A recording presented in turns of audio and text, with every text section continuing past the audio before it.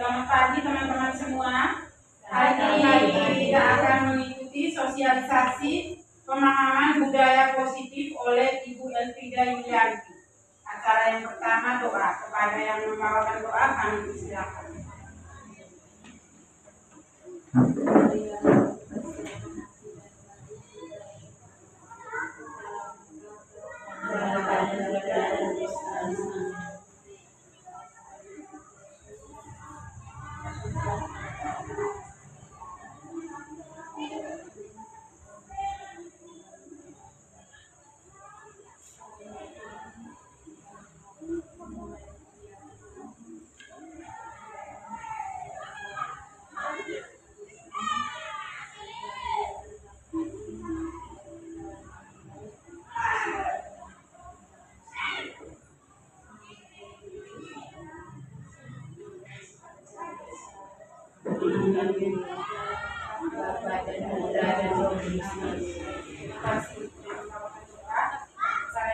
Sambutan oleh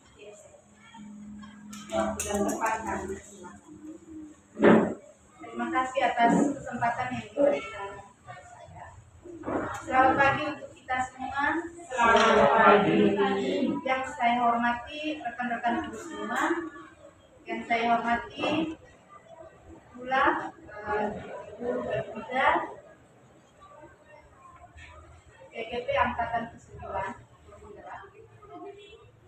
Yang hari ini akan melakukan sosialisasi dan sosialisasi penyebaran pemahaman penerapan pengalaman budaya positif.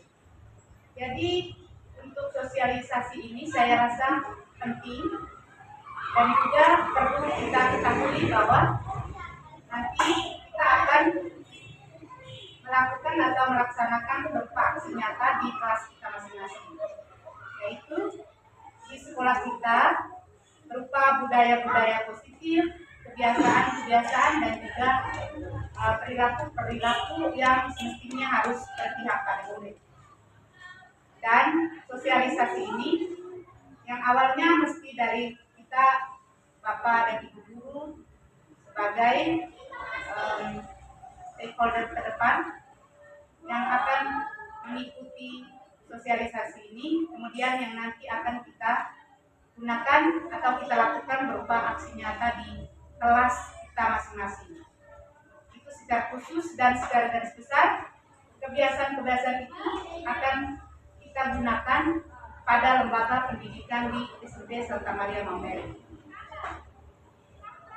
Yang terpenting adalah bahwa budaya positif ini akan menjadi sesuatu kebiasaan yang mungkin selama ini belum kita jalani.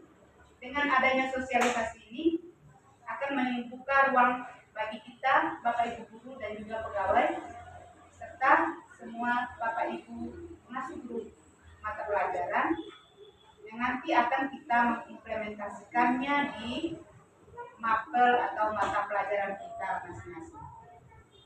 Dan budaya-budaya positif apa saja yang nanti akan kita dengarkan bersama, yang nanti menjadi bagian penting bagi sekolah-sekolah kita, terkhusus peserta didik kita yang sebenarnya mereka sangat membutuhkan ini.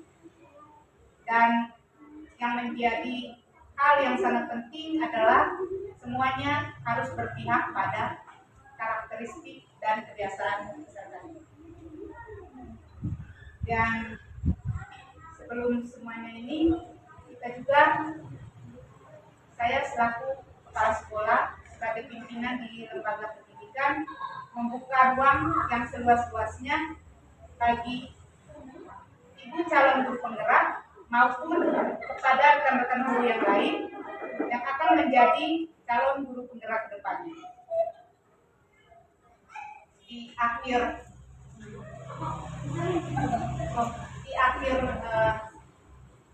semuanya ini, saya sebagai pimpinan membuka serta memberikan waktu yang seluas-luasnya pada ibu calon guru penggerak dan juga kepada Bapak Ibu guru sekalian. Sekian dan terima kasih. Selamat pagi. Yang ketiga, sosialisasi budaya positif. Waktu sepenuhnya saya berikan kepada Frida Yulianti.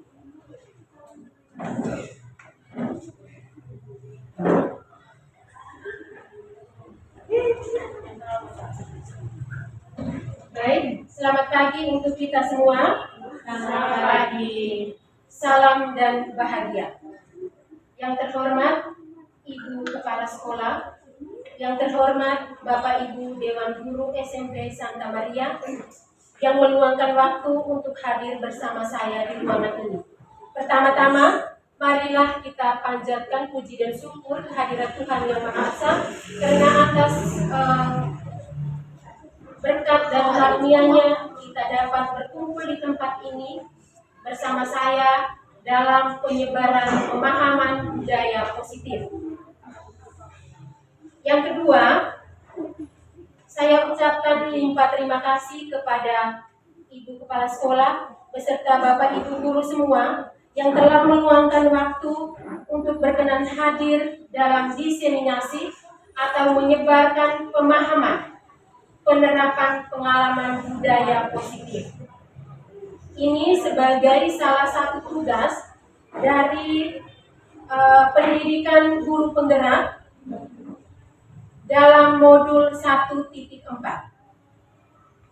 Bersama saya, Elfrida Yulianti SPD, calon guru penggerak angkatan 9 dari SMP Santa Maria, Kabupaten Sika. Masih semangat Bapak Ibu? Masih. Oke, baik. Sebelum kita melanjutkan penyebaran pemahaman budaya positif ini, saya ingin kita melakukan sesuatu. Kita mencoba melakukan sesuatu, yaitu cobalah buka. Cobalah buka. Kegiatan ini, permainan ini namanya cobalah buka. Jadi, Bapak Ibu, tugas Bapak Ibu adalah mengepalkan tangan, lalu membayangkan apa yang ada di dalam kepalan tangan tersebut adalah sesuatu yang sangat berharga. Sesuatu yang sangat berharga yang ada di dalam kepalan tangan kita. Lalu kita menjaga kepalan tangan kita, karena apa yang ada di dalam kepalan tangan itu merupakan sesuatu yang sangat penting dalam kehidupan kita. Lalu kita membayangkan ada rekan kita, atau ada teman kita, atau ada seseorang yang dengan segala cara datang untuk membuka kepalan tangan kita. Lalu kita mencoba dengan segala macam cara untuk tetap mempertahankan kepalan tangan kita.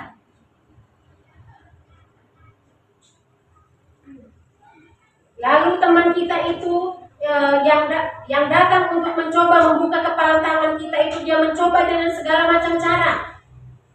Dengan cara membujuk, menghardik, mengintimidasi, marah, menggoda, menggelitik, bahkan menawari kita dengan sejumlah uang untuk membuka kepalan tangan kita. Sudah? Sudah, oke. Pertanyaannya, sekarang pertanyaannya. Saat kita mengepalkan tangan kita, apakah alasan kita untuk membuka tangan? Atau ada yang tadi membayangkan untuk membuka tangannya? Tidak. Yang kita bayangkan adalah sesuatu yang di dalam kepalan tangan kita itu adalah sesuatu yang sangat berharga di dalam kehidupan kita. Apakah kita membayangkan untuk membukanya? Tidak. Nah, kalau begitu yang kita bayangkan adalah kita apa? Menutup rapat-rapat atau mempertahankan sekuat tenaga apa yang ada di dalam genggaman tangan kita. Jadi, pertanyaan yang berikutnya, kira-kira Atau sesungguhnya siapa yang memegang kendali kontrol untuk membuka dan menutup tangan kita? Apakah kita sendiri atau teman kita yang berusaha untuk membuka kepalan tangan kita? Kira-kira siapa yang memegang kontrol di sini? Oke, baik. Jadi jawabannya adalah kita sendiri yang memegang kontrol atas kepalan tangan kita. Apakah kita mau membuka atau menutup kepalan tangan kita, itu tergantung kepada diri kita sendiri atau kepada kita masing-masing sesuai dengan kebutuhan dasar kita. Nah, baik. Pada kesempatan ini saya akan memaparkan materi. Mengenai budaya positif. Tetapi sebelumnya saya ingin bertanya dulu kepada Bapak Ibu. Kira-kira apa yang ada di dalam benak Bapak Ibu tentang budaya positif ini? Atau kira-kira ada pikiran apa di dalam benak Bapak Ibu tentang budaya positif ini? Atau contohnya apa yang kita terapkan dalam keseharian kita di sekolah ini? Budaya positif apa yang kita sudah kembangkan di sekolah ini?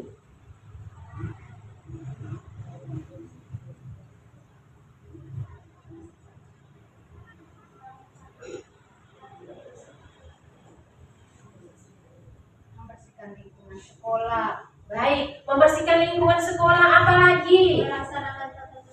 Melaksanakan tata tertib sekolah, apa lagi? Kejujuran, Ya, kegiatan doa, kejujuran, terus budaya sikap toleransi, budaya 5S, senyum, salam sapa, sopan santun. Ya, baik. Nah, kira-kira seberapa penting budaya positif ini kita terapkan di sekolah kita? Pentingkah tidak kira-kira budaya positif ini kita terapkan di sekolah kita? Penting ya? Mengapa sangat penting? Kira-kira mengapa sangat penting? Karena bisa mengembangkan sikap peduli lingkungan dan sikap toleransi serta sikap budaya positif lainnya dari peserta didik itu sendiri mulai dari dini. Ya, baik. Budaya positif itu dikembangkan untuk menumbuh kembangkan karakter peserta didik. Ya, jadi budaya positif itu sangat penting kita kembangkan karena dengan memahami budaya positif dapat menumbuhkan motivasi intrinsik atau motivasi dalam diri, khususnya dalam diri siswa tersebut. Nah, jadi bukan hanya kita guru saja yang harus menyadari atau mendalami tentang budaya positif itu, tetapi kita juga memiliki kewajiban untuk menyebarluaskan kepada seluruh warga sekolah, terutama kepada peserta didik kita, agar mereka menjadi siswa yang bertanggung jawab, memiliki budi pekerti, dan juga tentunya siswa yang berakhlak mulia, sesuai dengan pemikiran Ki Hajar Dewantara dan profil pelajar Pancasila. Baik, di sini adapun ini ada dua foto yang terpampang di papan, itu adalah fasilitator saya. Beliau ada di Bali, Ibu Ida Ayu Putus Satyani, SPD MPD. Sedangkan Pak yang sebelahnya itu adalah pengajar praktik. Beliau sering datang ke sini sudah 2 kali ya. Franciscus F. Amado SPD, mengajar di SMA Negeri Mulyo.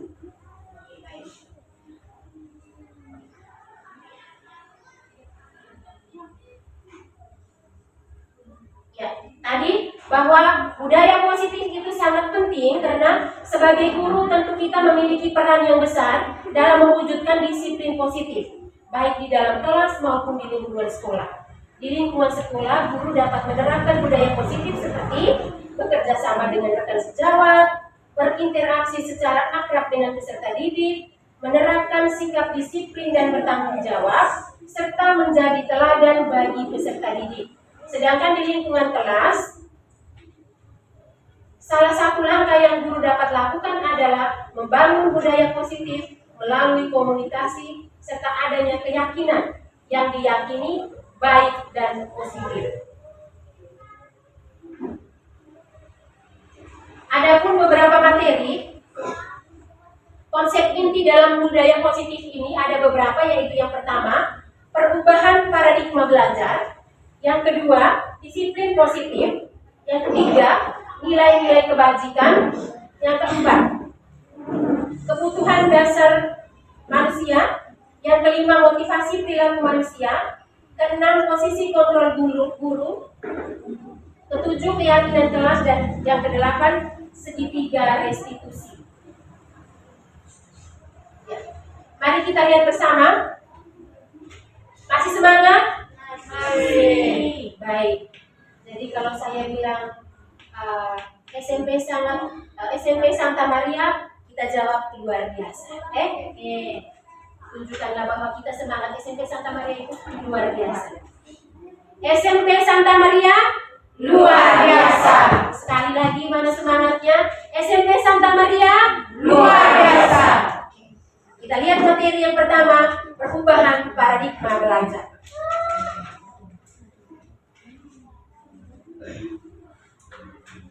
Pembelajaran paradigma baru merupakan pembelajaran yang berorientasi pada penguatan kompetensi dan pengembangan karakter yang sesuai dengan nilai-nilai Pancasila. Pembelajaran paradigma baru memastikan praktik pembelajaran yang berpusat pada murid, yang mana setiap murid belajar sesuai dengan kebutuhan dan tahap perkembangannya.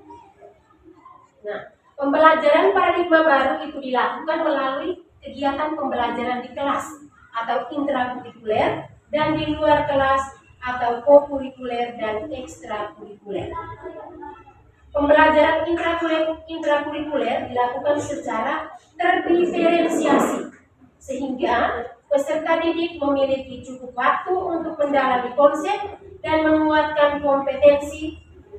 Hal ini juga memberikan keleluasaan bagi guru untuk memilih perangkat ajar yang sesuai dengan kebutuhan dan karakteristik peserta didik.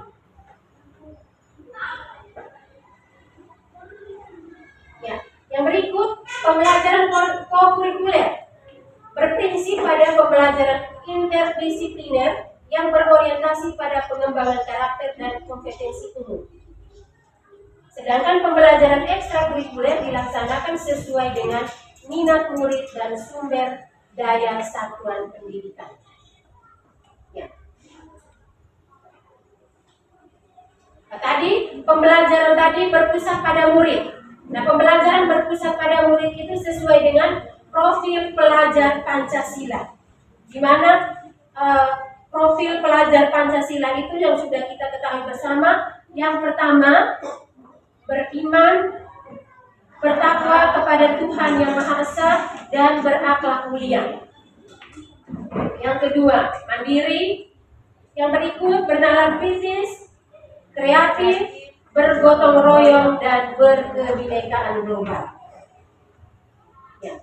Jadi, 6 dimensi profil pelajar Pancasila ini diharapkan dapat terbentuk di setiap sekolah. Dengan harapan terjadi perubahan pembelajaran paradigma belajar, yaitu pembelajaran berpusat atau berpihak pada siswa. Jadi, jika di antara kita Bapak Ibu masih menggunakan pembelajaran pola-pola lama, yaitu pembelajaran berpihak pada guru, nah mulai saat ini kita mulai memperbaiki sedikit demi sedikit. Baik ya teman-teman, sebenarnya tidak ada yang langsung baik sekali atau tidak ada yang instan. Jadi, marilah kita lakukan perubahan sedikit demi sedikit dan tetap harus ada niat dari dalam diri kita untuk terjadinya perubahan. Atau motivasi itu harus ada di dalam diri kita sendiri atau motivasi intrinsik. Oke, yang berikut. Perubahan paradigma teori kontrol atau teori pilihan atau ilusi kontrol. Berikut yang ada namanya miskonsepsi yang berkaitan dengan teori kontrol. Jadi Bapak Ibu, kita menganggap bahwa kita sebagai guru itu bisa mengontrol siswa kita, tetapi kenyataannya sudah tidak bisa. Mengapa demikian? Karena kita semua hanya sebagai ilusi belaka. Ya, yang pertama kita lihat ilusi guru mengontrol murid. Misalnya Bapak Ibu meminta siswa melakukan sesuatu. Misalnya meminta siswa merubah perilaku yang buruk menjadi perilaku yang baik. Nah, kemudian siswa itu menuruti atau mengikuti apa yang Bapak Ibu perintahkan. Pertanyaannya, apakah artinya kita sebagai guru sudah bisa mengontrol tindakan murid? Sebenarnya tidak, Bapak Ibu. Walaupun kelihatannya siswa tersebut sudah berubah, tetapi apakah kita berhasil untuk mengontrolnya? Ya, belum tentu juga. Karena berkaitan dengan motivasi intrinsik yang ada pada dirinya sendiri, pada saat siswa tersebut belum memiliki motivasi dalam dirinya untuk berubah, bisa saja suatu saat di mana kita sedang lengah, siswa tersebut berbuat lagi hal yang sama. Karena apa? Karena memang dari dalam dirinya belum ada motivasi dari dalam diri sendiri atau motivasi intrinsik. Kita lihat yang kedua, ilusi bahwa kritik dan membuat orang merasa bersalah dapat menguatkan karakter. Mungkin ini sering kita lakukan. Pada saat kita mengkritik siswa, kita membuat siswa merasa bersalah. Apakah siswa akan berubah? Belum tentu juga. Kita memang melihat siswa itu akan berubah, tetapi mungkin dia berubah karena rasa takut karena dipukul guru dan lain-lain. Yang ketiga, ilusi bahwa semua penguatan positif efektif dan bermanfaat. Kira-kira maksudnya apa di sini? Ilusi bahwa semua penguatan positif itu efektif dan bermanfaat. Di sini ada kata penguatan positif. Ini lebih ke bujukan ya Bapak Ibu. Kita membujuk siswa untuk melakukan sesuatu. Nah, apakah bujukan itu efektif atau bermanfaat? Belum tentu juga. Kembali lagi ke kesadaran diri, pada saat anak tersebut belum menyadari dalam dirinya, maka walaupun mereka mengikuti apa yang kita bujuk atau kita perintah, bisa saja suatu saat mereka akan berbuat hal yang sama. Dan yang terakhir, ilusi bahwa orang dewasa memiliki hak untuk memaksa. Dalam hal ini Bapak Ibu guru sebagai orang dewasa, bila dibandingkan dengan siswa-siswi kita menganggap bahwa kita sebagai orang dewasa berhak untuk memaksakan kehendak kepada siswa kita, padahal sebenarnya tidak boleh. Jadi Bapak Ibu, kita tidak bisa memaksakan kehendak kita terhadap orang lain, walaupun kita di sini berstatus sebagai seorang dewasa. Nah, jadi Bapak Ibu, jika sudah ada motivasi dari dalam diri, sebenarnya kita tidak perlu diperintahkan. Kita pun akan melakukannya dengan senang hati.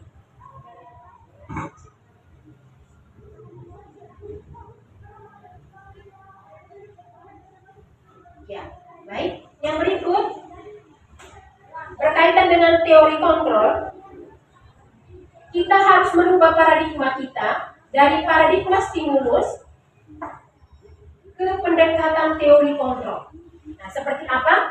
Coba kita lihat bersama. Yang pertama, kita mencoba mengubah orang, stimulusnya. Kita mencoba mengubah orang agar berpendapat sama dengan kita. Nah, teori kontrolnya, kita berusaha memahami pandangan orang lain tentang dunia. Kita harus bisa berusaha untuk memahami pandangan orang lain. Begitu juga di dalam kelas. Di mana di dalam kelas itu kita mempunyai siswa yang mempunyai kebutuhan yang berbeda. Kita lihat stimulus respon yang kedua. Perilaku buruk dilihat sebagai sesuatu kesalahan. Ya, perilaku buruk itu kita lihat sebagai sesuatu kesalahan. Ini yang kita lihat dalam keseharian kita selama ini. Jika siswa melakukan sesuatu hal yang buruk, berarti itu adalah siswa melakukan kesalahan. Nah, kita merubah ke teori kontrol bahwa semua perilaku memiliki tujuan. Baik itu perilakunya salah atau benar, dia pasti mempunyai tujuan tertentu. Jangan kita memberikan hukuman kepada siswa jika kita hanya melihat kesalahannya saja. Kita harus mencari tahu apa alasannya dia berperilaku baik atau berperilaku salah tersebut. Dia pasti mempunyai tujuan. Jadi kita harus merubah ke teori kontrol. Selama ini kita membuat stimulus bahwa perilaku buruk itu sebagai suatu kesalahan, kita harus rubah ke teori kontrol bahwa semua perilaku itu memiliki tujuan. Jadi jika anak membuat kesalahan, kita harus mendekati, menanyakan baik-baik kira-kira tujuannya apa. Yang ketiga, orang lain bisa mengontrol saya. Teori kontrolnya, hanya Anda yang mengontrol diri Anda, atau hanya saya saja yang dapat mengontrol diri saya. Contoh kegiatan kita awal tadi, permainan kita di awal tadi. Hanya kita yang dapat mengontrol. Kita mau buka atau mau tutup kepala tangan kita. Yang berikut, ya sama dengan yang tadi, saya bisa mengontrol orang lain. Teori kontrolnya bahwa Anda tidak bisa mengontrol orang lain. Yang berikut, pemaksaan ada pada saat bujukan gagal. Pemaksaan ada pada saat bujukan gagal. Nah, misalnya berkali-kali siswa melakukan kesalahan. Kita pula menasihati berulang-ulang. Kita paksa dia untuk menjadi baik. Tetapi kemudian dia melakukan lagi kesalahan yang sama. Yang sebenarnya adalah, jika kita menemui siswa yang berperilaku seperti itu, kita harus mencari tahu dengan cara berkomunikasi. Kita tanya dia pelan-pelan. Kita berkolaborasi, membuat kesepakatan dengan dia. Kira-kira kita membuat kesepakatan dengan dia, mengapa dia melakukan kesalahan itu. Sampai kemudian kita akan menemukan solusi bersama, kemudian kita membuat kesepakatan bersama-sama yang kemudian kita yakini di dalam keyakinan keras. Lalu yang terakhir adalah model berpikir kalah menang. Jadi kita berpikir bahwa kita guru itu tuh selalu saja menang, siswa itu selalu saja di posisi salah. Sekarang kita harus merubah pelan-pelan teori itu ke teori kontrol, bahwa model berpikir menang-menang. Siswa juga bisa menang. Contoh, kita menerapkan disiplin kepada siswa bahwa siswa harus datang sebelum bel berbunyi. Tetapi kita guru juga datangnya setelah bel berbunyi. Nah, saat itu siswa merasa bahwa kami juga bisa menang. Kita boleh melakukan hukuman terhadap siswa, tetapi nanti siswa bilang begini loh, Bapak Ibu guru juga bisa terlambat. Kenapa hanya kami saja dihukum? Seperti itu ya Bapak Ibu. Oke. Semangat? Kita lanjut ke yang berikut tentang disiplin.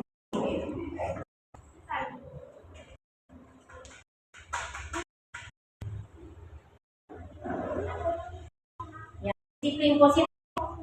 Disiplin positif unsur utama dalam konsep budaya positif.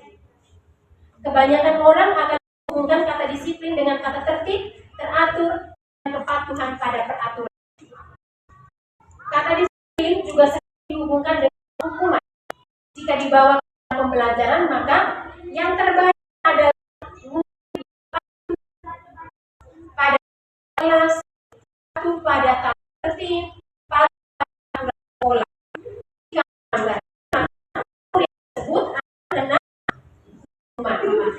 sanksi.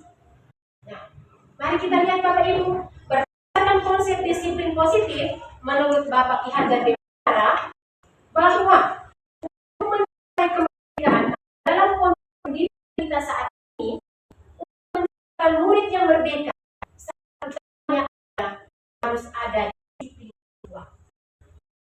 Disiplin yang dimaksud adalah disiplin diri yang memiliki motivasi internal tadi.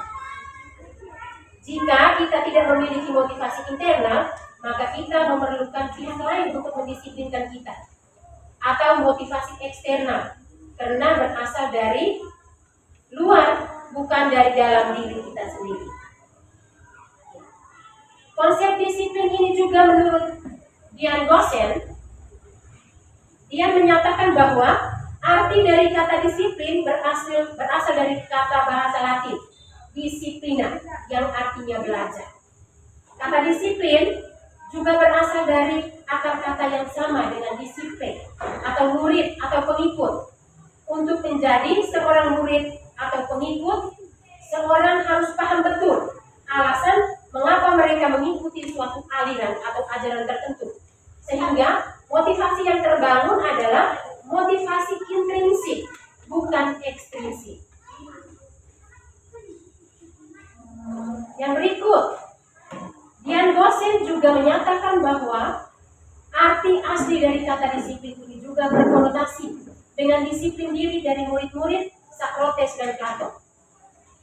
Disiplin diri dapat membuat seorang menggali potensinya menuju kepada sebuah tujuan, sesuatu yang dihargai dan bermakna. Dengan kata lain, disiplin diri juga mempelajari bagaimana cara kita mengontrol diri dan bagaimana menguasai diri untuk memilih tindakan yang mengacu pada nilai-nilai yang kita hargai. Seseorang yang memiliki disiplin diri berarti mereka bisa bertanggung jawab terhadap apa yang dilakukannya, karena mereka mendasarkan tindakan mereka pada nilai-nilai kebajikan universal. Sebagai pendidik, tujuan kita adalah menciptakan anak-anak yang memiliki disiplin diri, sehingga mereka bisa berperilaku dengan mengacu pada nilai-nilai kebajikan universal dan memiliki motivasi intrinsik, bukan ekstrinsik.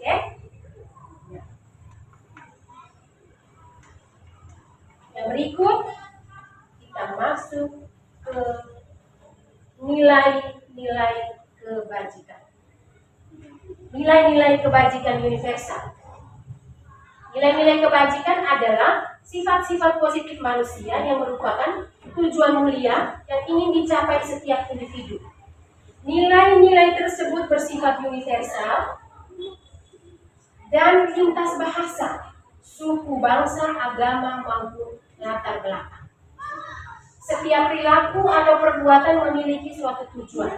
Itu berdasarkan Dr. Wilhelm Klassen pada teori kontrol 1984. Dengan mengaitkan nilai-nilai kebajikan yang diyakini seseorang, maka motivasi intrinsiknya akan terbangun, sehingga menggerakkan motivasi dari dalam untuk dapat mencapai tujuan mulia yang diinginkan. Contoh-contoh nilai kebajikan universal itu yang ingin dicapai oleh setiap anak didik kita kenal dengan profil pelajar Pancasila. Yaitu yang pertama, beriman, bertakwa kepada Tuhan Yang Maha Esa dan berakhlak mulia. Yang kedua, mandiri. Yang ketiga, bernalar kritis. Yang keempat, berkebinekaan global. Yang berikut, bergotong royong. Dan yang terakhir, kreatif. Itu adalah nilai-nilai kebajikan. Yang berikut, motivasi perilaku manusia. Masih semangat? Masih. SMP Santa Maria, luar biasa. Mana semangatnya? Lagi SMP Santa Maria, luar biasa. Oke. Sekarang kita lihat materi yang berikut, motivasi perilaku manusia. Ya. Sebelumnya saya ingin bertanya dulu. Pernahkah kita melakukan sesuatu untuk mendapat senyuman dari orang lain? Pasti pernah ya?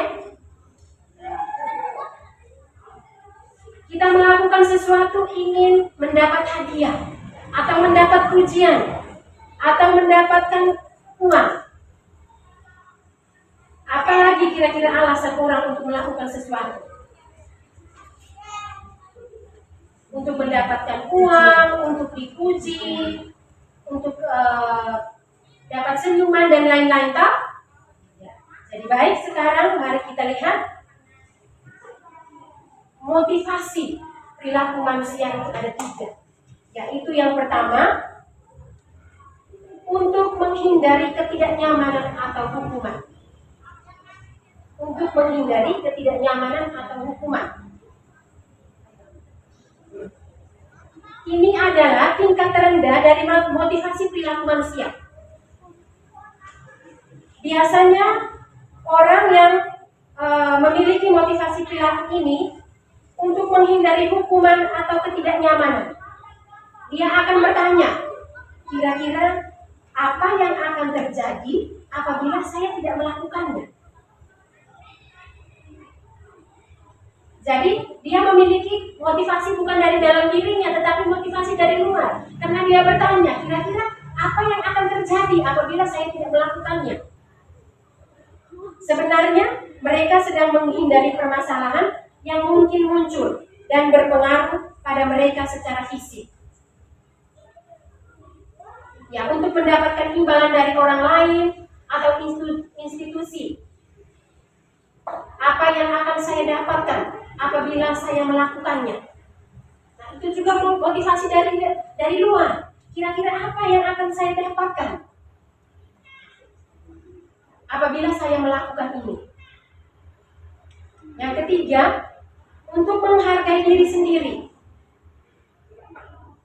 Saya menjadi orang yang seperti apa bila saya melakukannya? Itu merupakan motivasi internal atau motivasi dari diri. Ada 3 motivasi perilaku manusia tadi. Yang pertama untuk menghindari ketidaknyamanan atau hukuman. Yang kedua untuk mendapatkan imbalan atau penghargaan dari orang lain. Dan yang ketiga untuk menghargai diri sendiri. Baik, itu adalah 3 motivasi perilaku manusia. Jadi, tujuan dari disiplin positif adalah menanamkan motivasi yang ketiga. Motivasi yang ketiga tadi adalah motivasi internal, yaitu untuk menghargai diri sendiri. Jadi, tujuan dari disiplin positif ini adalah untuk menanamkan motivasi yang ketiga pada murid kita, yaitu untuk menjadi orang yang mereka inginkan dan menghargai diri sendiri dengan nilai-nilai yang mereka percaya. Ketika murid-murid kita memiliki motivasi tersebut, mereka telah memiliki motivasi intrinsik yang berdampak jangka panjang. Motivasi yang tidak akan terpengaruh pada adanya hukuman atau hadiah. Mereka akan tetap berperilaku baik dan berlandaskan nilai-nilai kebajikan karena mereka ingin menjadi orang yang menjunjung tinggi nilai-nilai yang mereka hargai. Oke. Yang berikut kita masuk ke materi yang kelima, kebutuhan dasar manusia. Kira-kira apa kebutuhan dasar manusia? Ada 5 kebutuhan dasar manusia, yaitu yang pertama, bertahan hidup. Yang kedua, cinta dan kasih sayang. Yang ketiga, kebebasan. Yang keempat, kesenangan. Dan yang kelima, kekuasaan atau power. Kita lihat satu persatu.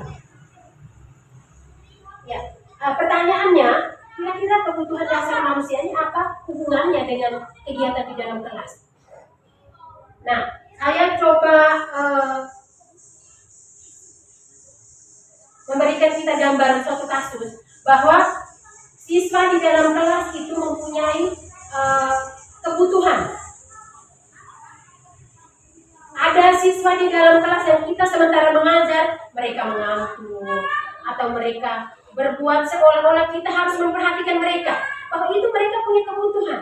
Mereka maunya, mereka mungkin di rumah tidak kurang mendapat perhatian dari orang tuanya. Mereka mempunyai kebutuhan untuk mendapatkan kasih sayang. Jadi mereka berbuat seolah-olah kita harus memperhatikan mereka. Seperti itu. Nah,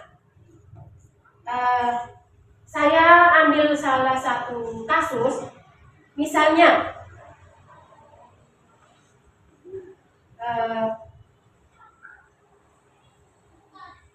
Ibu Lentis sedang bingung menghadapi pula salah seorang murid di kelasnya. Beberapa anak di kelas 7 ini telah datang padanya dan mengeluhkan bahwa si Nona sering meminta bekal makan siang mereka dengan paksa. Jika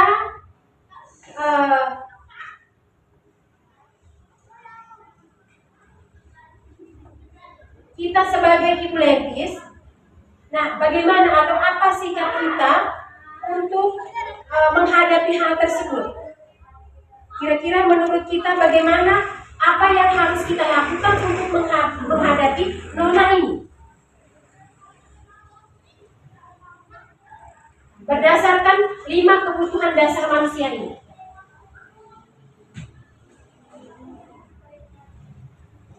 Yang pertama, kebutuhan dasar bertahan hidup adalah kebutuhan dasar yang bersifat fisiologis untuk bertahan hidup, misalnya kesehatan, rumah, dan makanan. Nah, dalam kasus tadi, mungkin si Nona ini karena dia lapar dan tidak membawa bekal makan siang, maka kebutuhan dasar yang sedang berusaha dia penuhi adalah kebutuhan untuk bertahan hidup. Nah, hal-hal seperti itu, kasus-kasus yang seperti ini sepertinya kita menganggap sepele sekali.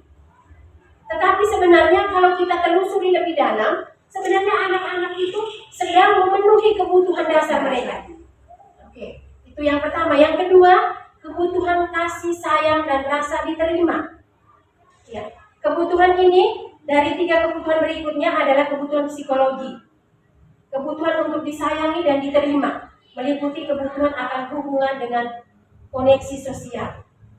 Ya, anak-anak yang memiliki kebutuhan dasar kasih sayang dan rasa diterima yang tinggi biasanya ingin disukai dan diterima oleh lingkungan. Mereka juga akrab dengan orang tuanya. Biasanya mereka belajar karena suka pada gurunya. Bagi mereka teman sebaya sangatlah penting.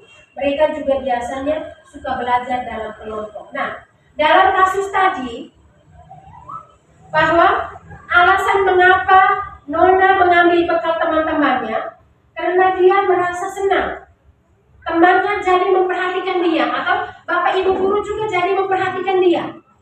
Dengan dia melakukan kasus mengambil makanan dari teman-temannya itu. Ketika temannya melaporkan tindakannya itu kepada gurunya, dan gurunya memberitahu orang tuanya, sehingga orang tua jadi memperhatikan dia. Maka kebutuhan dasar yang sedang dipenuhi oleh Nona adalah kebutuhan akan kasih sayang dan rasa diterima. Yang ketiga, kebutuhan penguasaan. Kira-kira dengan kasus tadi, kira-kira apa hubungannya dengan penguasaan ini? Anak memiliki kebutuhan dasar akan penguasaan yang tinggi. Biasanya selalu ingin menjadi pemimpin. Mereka juga suka mengamati sebelum mencoba hal yang baru. Dan mereka merasa kecewa bila melakukan kesalahan. Mereka juga biasanya rapi dan sistematik dalam selalu ingin mencapai yang terbaik. Nah, dalam kasus tadi, Nona merasa diri sudah hebat karena temannya jadi takut. Ya toh? Jadi dia menjadi penguasa, dia merasa hebat. Dia dapat menuruti keinginannya. Maka sebetulnya Nona sedang berusaha memenuhi kebutuhan dasarnya adalah kekuasaan. Yang berikut kebebasan. Dari kasus tadi, bahwa Nona merasa bosan dengan bekal makanan yang dibawanya dari rumah. Karena ibunya selalu membuatkan bekalan yang sama. Oleh karena itu dia ingin mencoba makanan teman-teman yang beraneka ragam.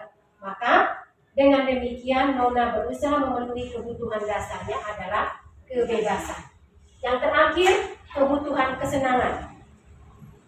Anak-anak dengan kebutuhan dasar kesenangan yang tinggi biasanya ingin menikmati apa yang dilakukannya. Mereka juga bisa berkonsentrasi tinggi saat mengerjakan hal yang disenangi. Mereka suka permainan dan suka mengoleksi barang, suka bergurau, suka melucu, dan juga menggemaskan. Bahkan saat mereka bertingkah laku buruk, mereka masih terlihat lucu. Nah, dalam kasus tadi, Nona melakukannya karena iseng saja. Dan ia menikmati ekspresi wajah teman-temannya yang kesal karena makanan yang diambil. Dan menurut dia, ekspresi teman-temannya itu lucu. Maka berarti Nona sedang berusaha memenuhi kebutuhannya, yaitu kesenangan. Baik Bapak Ibu, setelah kita melihat kebutuhan dasar manusia, kita sudah mengkaji kebutuhan-kebutuhan dasar yang seharusnya kita penuhi untuk kebutuhan-kebutuhan dasar yang siswa inginkan. Sekarang kita lihat posisi kontrol guru. Materi berikutnya kita lihat posisi kontrol guru. Baik.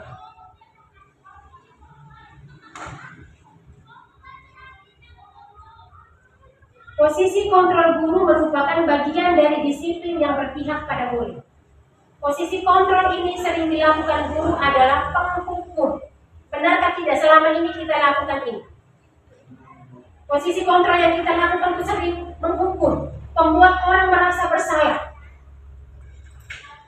Jadi posisi kontrol ini ada penghukum, membuat orang merasa bersalah, juga posisi iman, atau ejek. Yang pertama, sebagai penghukum, bisa menggunakan hukum fisik dan verbal, dan selalu membuat sistem untuk menekan peserta didik. Misalnya, kita berkata, patuhilah aturan saya, atau awas, atau kamu selalu saja salah. Nah, guru seperti itu senantiasa percaya hanya ada salah satu cara agar pembelajaran bisa berhasil, yaitu dengan cara Bapak Ibu guru tersebut. Yang kedua, membuat orang merasa bersalah. Posisi ini biasanya guru akan bersuara lembut dan akan membuat peserta didik merasa buruk tentang diri mereka, tidak berharga, dan telah mengecewakan orang-orang yang disayangi. Kata-kata yang bisa diungkapkan guru yaitu, ibu sangat kecewa sekali dengan kamu, atau beberapa kali bapak harus memberitahu kamu, atau bagaimana coba kalau orang tua kamu tahu kamu berbuat ya. Di posisi ini murid akan memiliki penilaian diri yang buruk tentang diri mereka. Mereka merasa tidak berharga dan telah mengecewakan orang-orang yang mereka sayang. Yang berikut, posisi kontrol yang berikut adalah sebagai teman. Guru memposisikan diri sebagai teman. Pada posisi ini, guru tidak enak menyakiti murid, namun tetap berupaya, tetap mengontrol peserta didik melalui persuasi.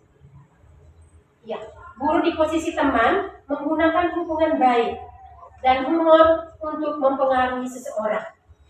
Mereka mempengaruhi anak-anak misalnya dengan kata-kata, ayo bantulah, berubahlah demi bapak, atau berubahlah demi ibu, atau ya sudah kali ini tidak apa-apa, nanti kita bereskan bersama-sama. Misalnya dia tidak mengerjakan tugas, nanti kita kerjakan bersama-sama. Seperti itu.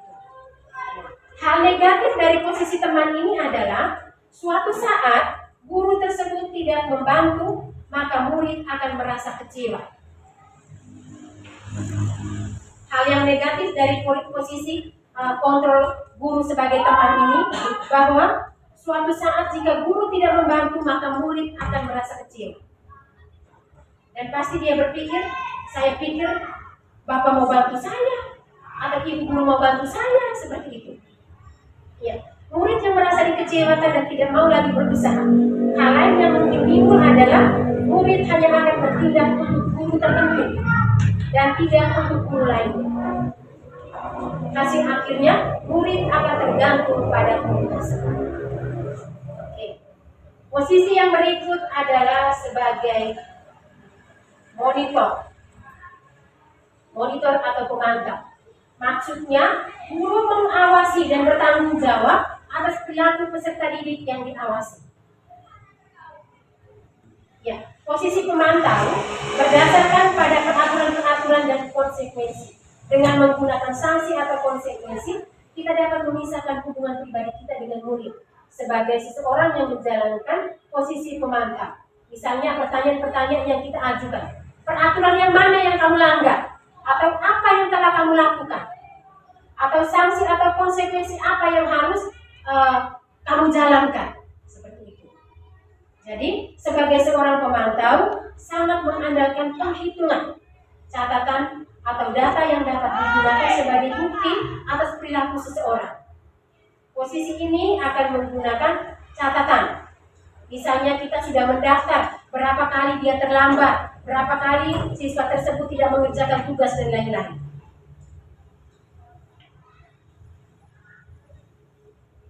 Oke, yang terakhir, posisi kontrol guru sebagai manajer.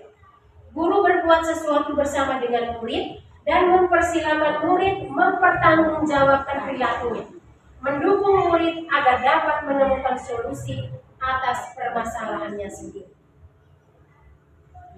Seorang manajer telah memiliki keterampilan di posisi teman maupun pemantau. Dengan demikian, bisa jadi di waktu-waktu tertentu kembali kepada kedua posisi tersebut bila diperlukan. Namun, bila kita mengingatkan murid-murid kita menjadi manusia yang merdeka, mandiri dan bertanggung jawab, maka kita perlu mengacu kepada restitusi yang menjadikan murid kita seorang manajer bagi dirinya sendiri, di mana di manajer ini murid diajak untuk menganalisis kebutuhan dirinya maupun kebutuhan orang lain. Di sini penekanannya bukan pada kemampuan membuat konsekuensi, namun dapat berkolaborasi dengan murid bagaimana memperbaiki kesalahan yang ada. Jadi, pada posisi manajer, seseorang guru dapat berkata, dapat bertanya, kira-kira apa yang sudah kita yakini di dalam kelas? Apakah yang sudah kamu yakini? Jika kamu sudah yakin di hal tersebut, kira-kira persedia Anda memperbaikinya. Seperti itu, ya? Jadi tugas seorang manajer bukan mengatur perilaku seseorang. Kita membimbing murid untuk dapat mengaturinya. Seorang manajer bukan memisahkan murid dari kelompoknya, tetapi mengembalikan murid tersebut ke kelompoknya dengan lebih baik dan kuat.